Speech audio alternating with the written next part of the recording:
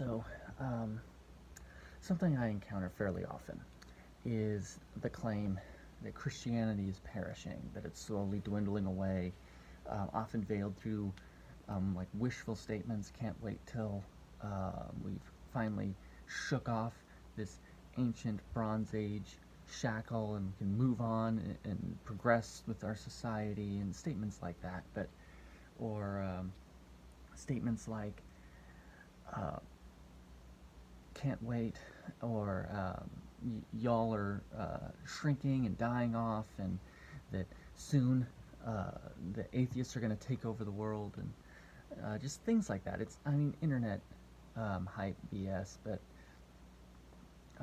quite honestly, I wanted to address it anyway. In this way: first, Christianity is not dying, and second, atheism is not surging. And third, um, basically, like, these groups, like, they're holding steady. Like, they're basically static, not only growing or shrinking. So atheism is not surging. Well, let's talk. So Christianity, if you actually look at the data, the statistics, the two largest denominations in Christendom are the Southern, or at least American Christianity, are the Southern Baptists and the United Methodist Church, and they've been holding steady at about 25% of the population per capita in the United States. Um, there have been losses, like the Anglican Church or the Church of England. The Roman Catholics hold at about 15%. They're about stable.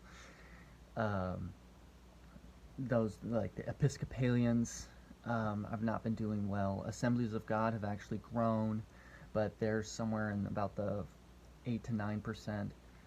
Um, but those are the two giants. Those are the ones that if you see somebody with a Jesus sticker or something, like, it's probably one of them. And they've held over the, like, they are keeping pace with population growth per capita, versus atheism has been holding at about 3 to 5%, peaking in the 5% range in closer to urban centers. So, as far as, I mean, there's a huge birth between those two group rates, but quite on, like, they're holding there. They're not moving in relation to each other. The two things that are growing that are not denominational, which makes it difficult to track, which, if you want to check my math, Barna, Pew, Gallup have produced these statistics, and basically that the main area where Christendom is losing numbers because they're harder to trace and track is in unaffiliated denominations, or churches that are non-denominational, or that call themselves non-denominational. Because of the fact that they're not a part of a denomination, they're a lot harder to fit into statistical subgroups. But those church associations are in the 20 to 25% range, but they're growing. And it's hard to tell, is that transfer growth?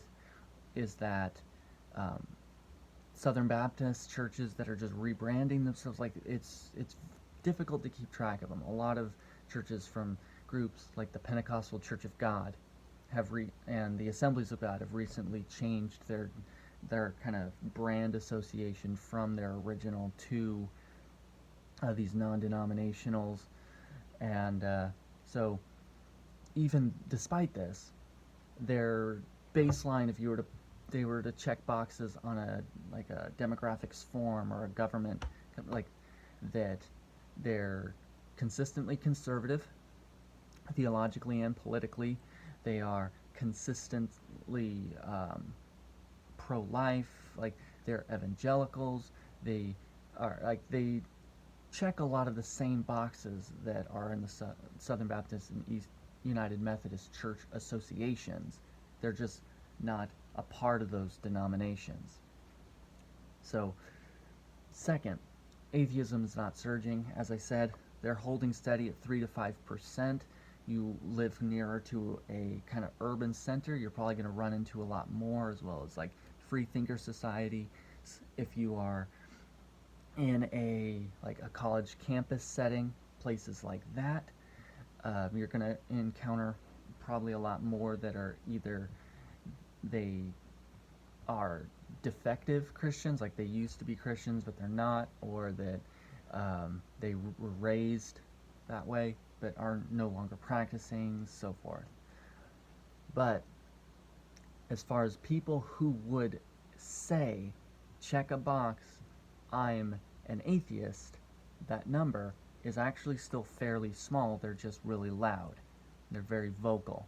And part of the reason for that is simply that, as far as the statistics hold, people who would claim atheists tend to be more charismatic, outgoing. That's why they have a YouTube channel. That's why they're on wherever they are, is because they're not simply unbelievers, as they would claim, but they are active non-believers.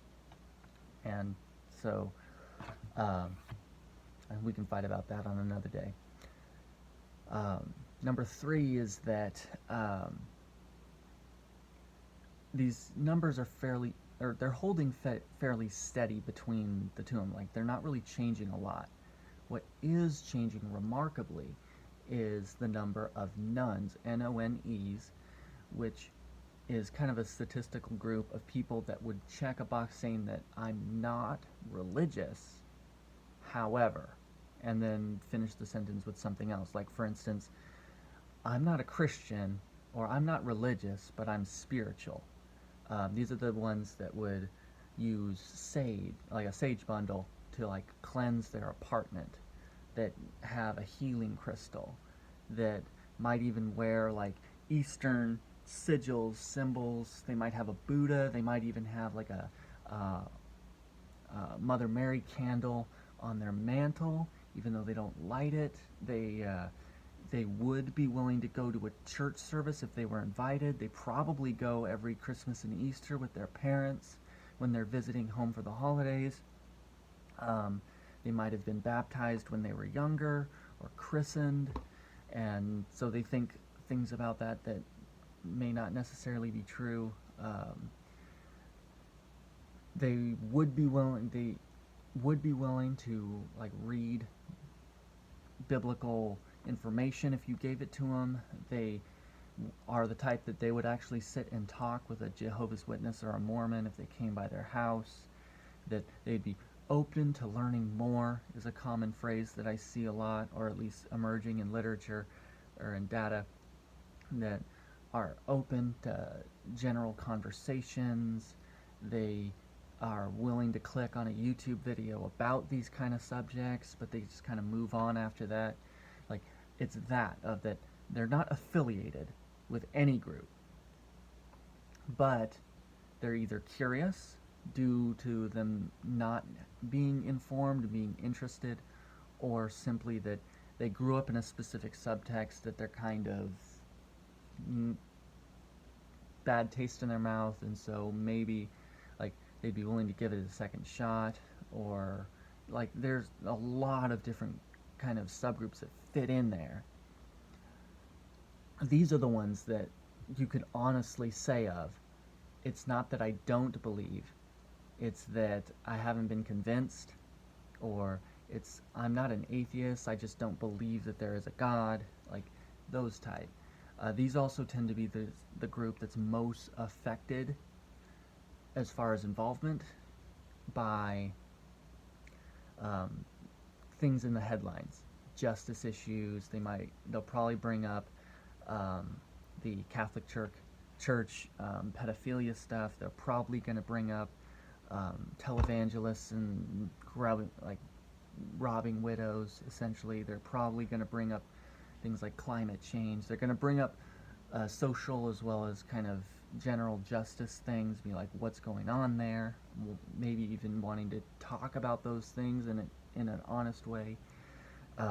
So anyway, all that, it's almost 10 minutes, so let's wrap this up. Basically, if it's true that Christianity is perishing, It is not due to atheism.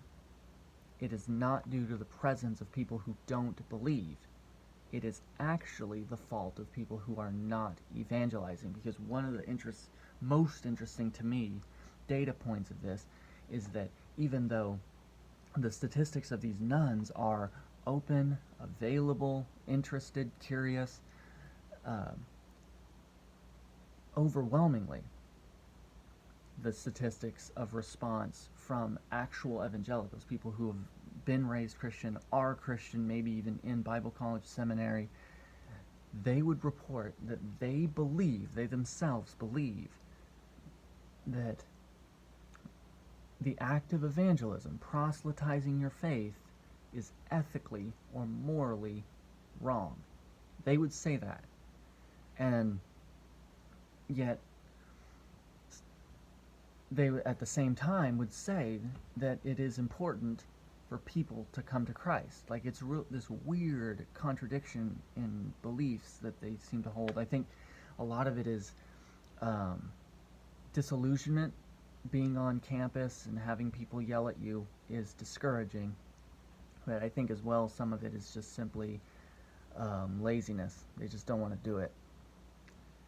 And quite honestly, if Christianity is dying, it is only because people aren't speaking. Simply, every generation in all of Christian history, going back to the first, second, third generation Christians, Polycarp and Athanasius and R.C. Sproul, Charles Spurgeon, every single generation of Christians has believed that they were the last ones, and that evil was overrunning their societies, and that soon that Christ would be coming back. That's part of the reason for the idea that Christ is coming back soon, because of the prophecy that things would be like the days of Noah. And because none of us were alive when Noah was alive, we all assume that that's what right now is like. But they took, in every previous generation, they took that as motivation to speak more, not less. This is the first generation where they're like, well, we'll just hunker down and hope we don't die kind of situation. We're just going to hold on to the railing and hope the storm goes past, and that's not going to work. But it's also notable that they want us to speak to them. A lot of them, they were open to learning more information. They're interested, and then we're the ones that are just blocking them out. It doesn't make any sense. Why would we do this? Why would we do this? And basically, the way Jesus said it is that we've been commanded. We've been given all the authority, and we've been commanded to go into the world and get them. The idea that they're going to come to us is false. If you're waiting on someone to ask you, you're waiting on nothing. That it's on us, our responsibility, to share. And you know what? People will reject you because of it, because Jesus was rejected first. So take that as encouragement, I guess, that it's time to start speaking, and expect people to not want to listen, but also expect there will be some who do.